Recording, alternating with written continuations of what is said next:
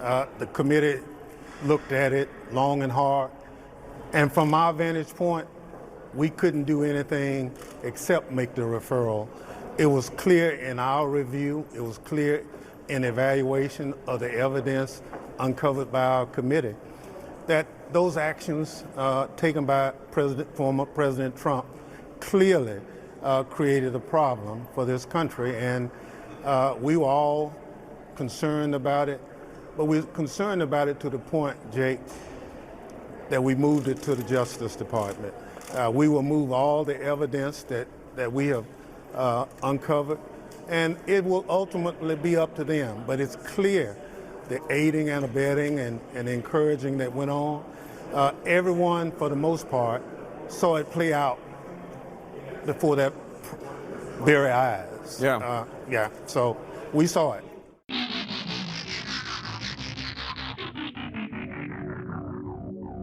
Hello and welcome to What the F*** Just Happened Today, your essential guide to the daily shock and awe in national politics. I'm Joe Amditis. Let's get to it. It's Monday, December 19th, 2022. Welcome to day 699. The January 6th committee formally accused Donald Trump of inciting an insurrection, conspiracy to defraud the United States, and obstruction of Congress's joint investigation into January 6th. They also unanimously voted to refer the crimes to the Justice Department for prosecution. In its final report, the committee wrote, quote, "Evidence has led to an overriding and straightforward conclusion. The central cause of January 6th was one man, former President Donald Trump, who many others followed. None of the events of January 6th would have happened without him," end quote. It's the first time in American history that Congress has referred a former president for criminal prosecution. Trump was also the first president in American history to be impeached twice. In addition to Trump's criminal referrals, the panel referred Mark Meadows, Rudy Giuliani, John Eastman, Jeffrey Clark, and Kenneth Chesebro to the DOJ for prosecution. None of the committee's referrals, however, compel the Justice Department to act. The panel also referred 4 Republicans, Kevin McCarthy, Jim Jordan, Scott Perry, and Andy Biggs, to the House Ethics Committee for ignoring their subpoenas. Chairman Benny Thompson said, quote, "Faith in our system is the foundation of American democracy. If the faith is broken, so is our democracy.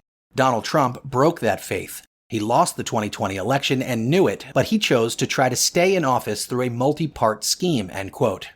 Thompson added, quote, "This can never happen again," end quote.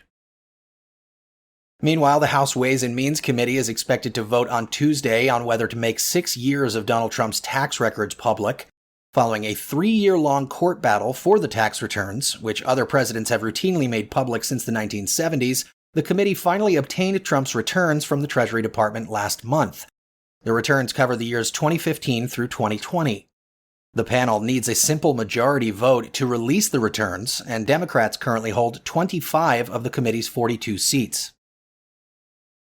Moving on, a federal appeals court rejected an effort by 19 Republican-led states to keep a Trump-era border policy in place, which allowed border agents to expel migrants for public health reasons during the coronavirus pandemic before they could go through the asylum application process.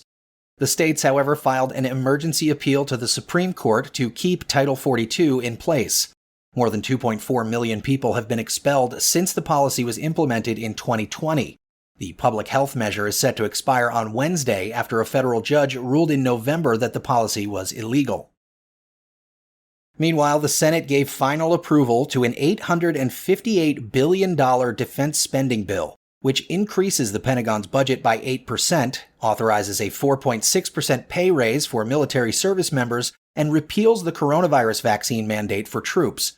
The bill is about $45 billion extra compared to what Biden actually asked for, and roughly 10% more than last year's National Defense Authorization Act. The latest version of the NDAA now heads to Biden's desk for his expected signature. Moving on, the national average for the price of gas dropped to $3.14 per gallon, the lowest since July 2021. In June, prices spiked to an all-time record high of $5.02 per gallon. And finally, nearly half of 18 to 29-year-olds in the United States live at home with their parents, a rate not seen since the end of the Great Depression.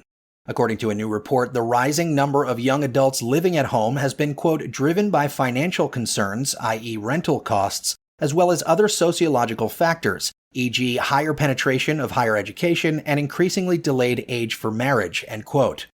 The top reasons given for living at home were a desire to save money, 51%, and an inability to afford rent, 39%. Homeowner interest rates, meanwhile, are at a 15-year high, with mortgage rates at their highest level since 2001 and interest rates on credit cards at their highest level since 1985.